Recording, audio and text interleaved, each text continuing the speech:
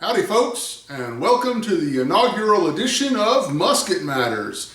Today we're going to talk about some of the equipment and clothing that you're going to need if you want to get started shooting in the North-South Skirmish Association.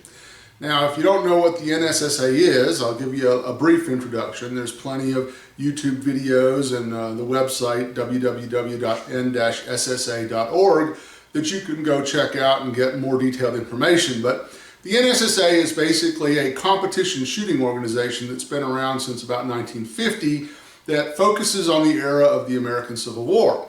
So we shoot all kinds of firearms from rifles to muskets to smoothbore muskets, revolvers, carbines, breech loaders, repeaters, you name it. If it's an arm from the era of the American Civil War, we probably shoot it. In addition, they have artillery matches with mortars and cannons. So there's quite a lot to do there, but don't let that scare you off. Hopefully that's exciting and wants to entice you to get involved in it. But one of the nice things about the N-SSA is it doesn't take a whole lot of gear to get started. So that's the purpose of this video today, is to talk about the minimum gear that you're going to require if you want to get started shooting in the N-SSA. So with no further ado, we'll start off, of course, with the most important piece of equipment you're going to need, and that's some kind of firearm. So to get started shooting the N-SSA, you only need one kind of firearm, and that's a musket. Now there's different kinds of muskets. There's 3 bands, there's 2 bands, and for a complete list of approved arms, you definitely want to check out the N-SSA website, and I'll provide a link to that below. This particular rifled musket is a replica of a British pattern 1853 Enfield. It's a 3-band gun. I definitely recommend that if you want to look into buying used firearms, great idea. You can really save a lot of money on that if you do it that way. But I definitely recommend, if you're going to go the used route, try to find someone in the N-SSA that can that can sell you a firearm that is skirmish ready, a known good skirmish gun that they know shoots well enough for competition, and they can give you the load information and what kind of bullet they're using. That way you're not just rolling the dice. Like when I got into this stuff and when I bought this firearm off a gun broker, you know, I didn't know about the N-SSA, I didn't know anything about black powder firearms, I wanted an Enfield. So I went and bought one and tried to get it shooting, and I discovered that the bore had been shot out of it. So these things are supposed to have a 5.77 diameter bore, and it ended up having like a 5.84 diameter bore. And even when I found a bullet big enough to use in it, it still never shot worth a darn. So I ended up having to put a custom barrel in it from Whitaker Machine Shop, which made it a really nice competition gun, but I also ended up spending money that I didn't need to spend if I had known what I was doing up front. So highly recommend you check out the used market for firearms. If you get on the forums like the N-SSA forum or other forums, people, you want to get in touch with people that you have some degree of confidence that they're going to sell you an arm that is usable, for the kind of competition shooting that we do. So used, you can pick up a used musket, for $400 or $500 if you really are careful and you scour the forums and you get that friend deal. If you end up having to buy a new musket, you can figure they're going to set you back at least $1,000 these days for a brand new one from Pedersoli or Chiappa Army Sport or those kinds of companies. So that's the musket. Also, definitely want to check with your team, because some teams require specific kinds of muskets. So for example, some teams might require a 2-band musket just because they're shorter and they're faster to load, and that gives you improved team times, assuming you can hit anything. Of course, other teams, like my team, if you've got a pulse and you show up with a musket, I don't really care if it's 3-band or whatever, you're in. So just something to think about when you're buying your first musket. All right, so we'll continue on. Something else you're going to want for shooting is you're going to need some kind of range box to keep your ammunition in. I usually make up about 100 rounds, so every time I go to a skirmish, a weekend skirmish, and I'll probably shoot 75 of those or more. Just depends on how many times I buy a re-entry target, try to get a better score. This particular kind of case is made by MTM Case Guard. Fantastic company, great customer service I've had with them. This is just one of their, I think it's a 20 gauge, it might be 12 gauge, I'm not sure. It's a shotgun shell box. And they come with a couple of these shelves that you can put your rounds in. And so that's nice. You can't have loose ammunition running around at a skirmish. It's a safety thing. You don't want to get a spark in your ammunition and have a problem. The other thing is, in period, we used to use, or in period they used to use, paper cartridges. So this is a replica of the US 1855 pattern expanding ball cartridge. And what it was is a paper envelope that contained your black powder charge and the bullet. So you'd tear this tail off, pour the powder down the barrel, break open the cartridge and extract the bullet and load that down the barrel. And then the paper was just thrown away. Well, that's a disposable item. A lot of people don't want to invest a lot of time in making up paper cartridges over and over again just to throw them away, because we go through them by the hundreds. So to get around that, what a lot of people use are these plastic caps, and you can get these from various N-SSA merchants like S&S Firearms, Lodgewood Manufacturing. Again, I'll provide some links down below. But these things were originally designed to protect threaded pipe fittings, so in shipping or transit or whatever. So they're just little plastic caps that slip on the end of a threaded rod or a threaded piece of pipe to protect the threads. And they work great for what we do as a cartridge. So you just fill them up with whatever you determine your best, most accurate load is of powder, and then you take your bullet, which would be lubricated. This one isn't, but anyway, you take your bullet and you put it in like a cork, and that makes up your cartridge.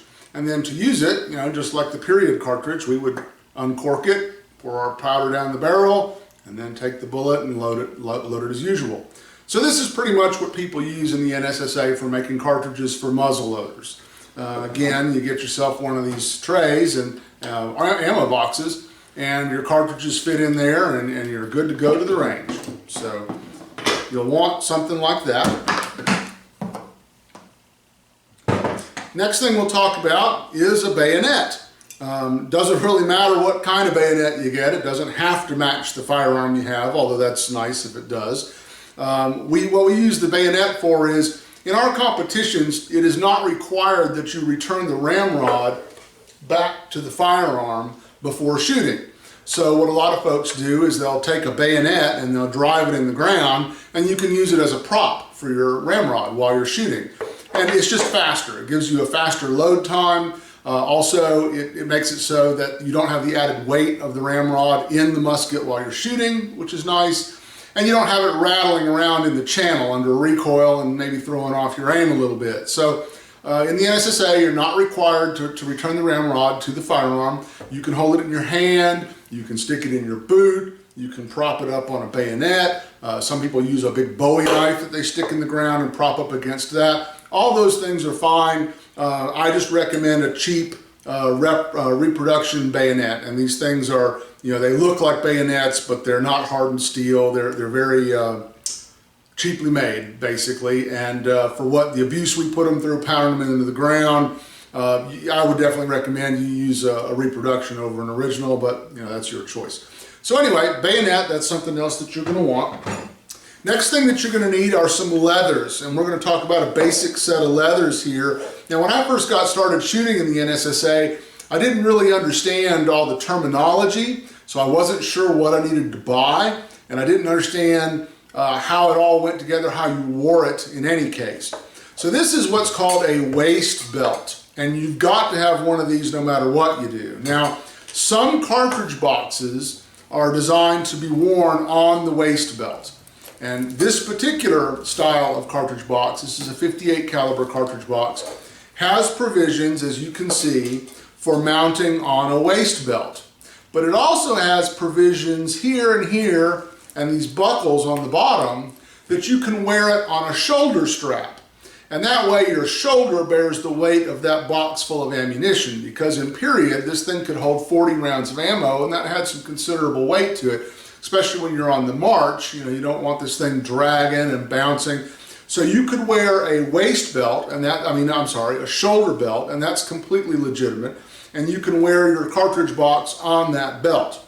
So if you do that, then you put on your shoulder belt with your cartridge box, and then you put your waist belt on over the top of it, and that helps keep it secure to your waist. So you can do that. That's just something else you'd have to buy if you want to go the shoulder strap route. But you can do it with just a simple waist belt. So there are cartridge boxes, and if you go with just the waist belt, make sure you get a cartridge box that can be attached to a waist belt like this one. Now, a word about quality. There are low-end, what we call mainstream or subtler road grade quality of equipment, and then there's higher end, you know, for the progressive movement or the high authenticity folks.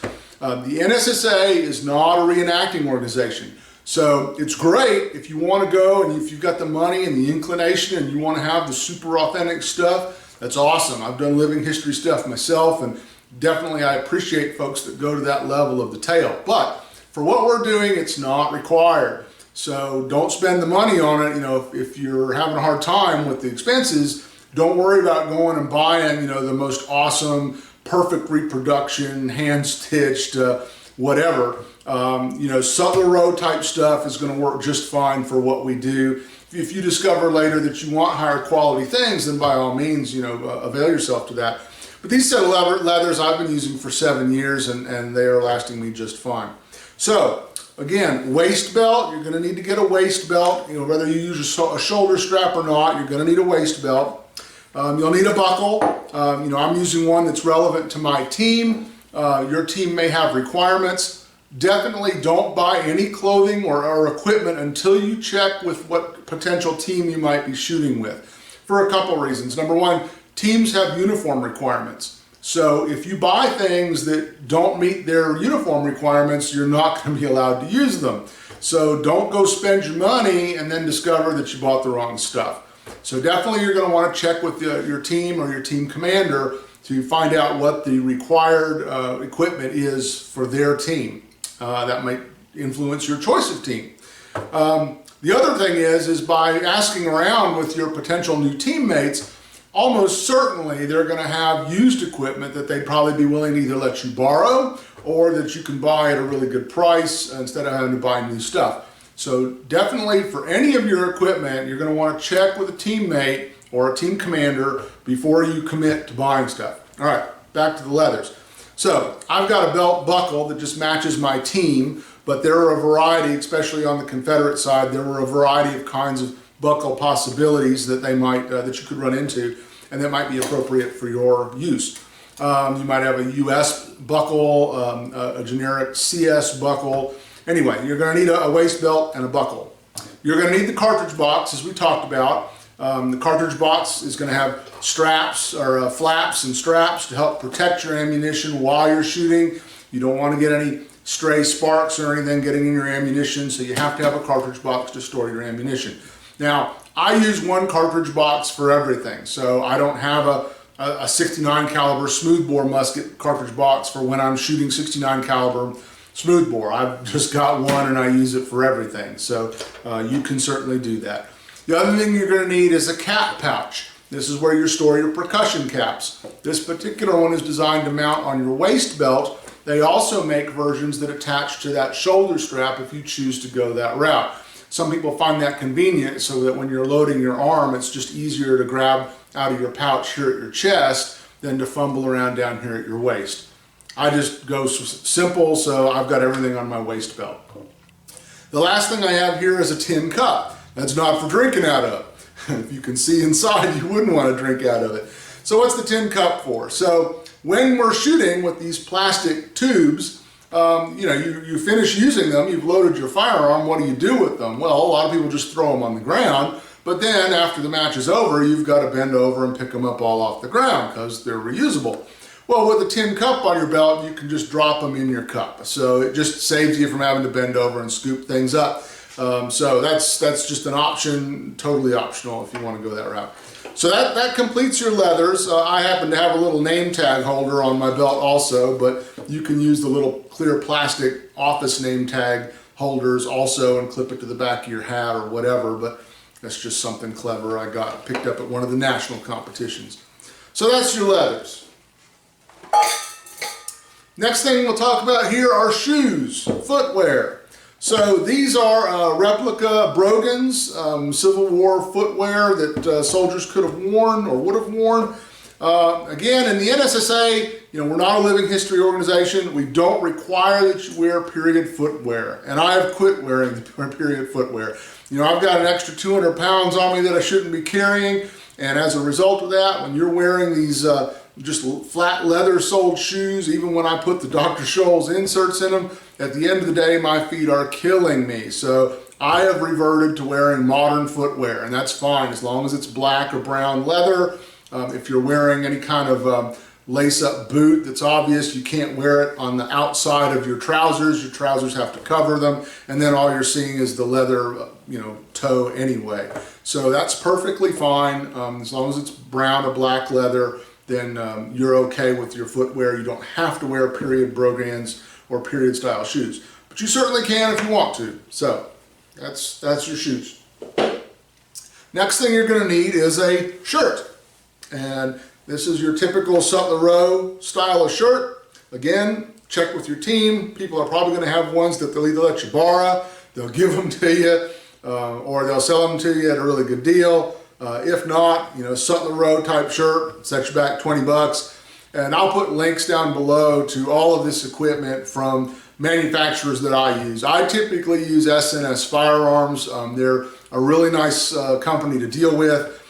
They have great Sutler Row quality equipment. They also sell original things as well. So I like dealing with them a lot. So anyway, there's a shirt you're going to need. You'll probably want a couple shirts because black powder shooting is a dirty sport. And especially down here in the South, in the deep South region, it's hot. So at the end of the day, the next day, you're going to want a fresh shirt if you can get away with it. So there's your shirt. Next thing you're going to need is a set of trousers. These are, again, Sutler Row grade trousers. Again, I got these from S&S Firearms. They have a button-down fly. They're woolen. Not much else to say about them. You need to wear a period style of trouser. They don't allow zippers, and I'm not sure. I don't think belts are allowed either, but I could be wrong on that. But the style, in that time period was to wear suspenders with them, and that's what you'll find to be most comfortable with this style of pants. So you'll need a set of trousers, and you'll need some suspenders to go with them. Again, we're not, hardcore authentic. This style of suspender with the sliding adjustment strap is a post-war invention, as I understand it. So these are not period correct suspenders, but they're good enough for what we do in the N-SSA. So that's trousers and suspenders, so you'll need some of those. Next thing we'll talk about is a hat. You're going to need some kind of headgear. If you're a Confederate, then your choices are probably more broad than on the Union side. On the Confederate side, they had, issued style of headgear, but there's also a whole bunch of civilian styles of headgear to wear. A lot of folks prefer a civilian hat, especially a wide brimmed hat, to keep the sun off of you if you can get away with that. But again, it's going to depend on what your team has decided is uniform for them. If you're a Union team, just maybe Kepis or Hardy hats all the way around, whatever your team says is required. You may have a choice, and you may not. But anyway, you're going to need some kind of headgear. Keep the sun off you. It's a good thing to have. Last but not least is you're going to want a coat. However, this is usually an optional piece of equipment, certainly in the Deep South region. The reason is in the Deep South region, you might be lucky if you get to wear it twice a year. The rest of the year, it's just too darn hot for us to wear them, and you certainly don't need to wear them. You might find in the November skirmish, maybe the February skirmish, might be chilly enough that you want to wear a coat, but the rest of the year, you might pull it out for photos, and that's about it. So, check with your team to see what one is required, if any, and definitely it's the last piece of equipment that I'd invest any money in because, at least in the Deep South with our team, it's an optional piece of equipment and most of the time you won't be able to wear it. So, that is a summary of all the equipment that you'll need to get started shooting in the North-South Skirmish Association. As you can see, it's not as equipment intensive as some competition sports, and it really is a lot of fun too. I'm going to leave some links down below to all this equipment, places where you can buy this stuff. There's certainly going to be more places than just where I'll link, so feel free to shop around, but I'm just going to hit the places that I know about. Also, if you like this video, please hit the like button down below. And I'm going to be making more videos, so subscribe and you'll get to see what the latest stuff is. Thanks again, and we hope to see you on the skirmish line.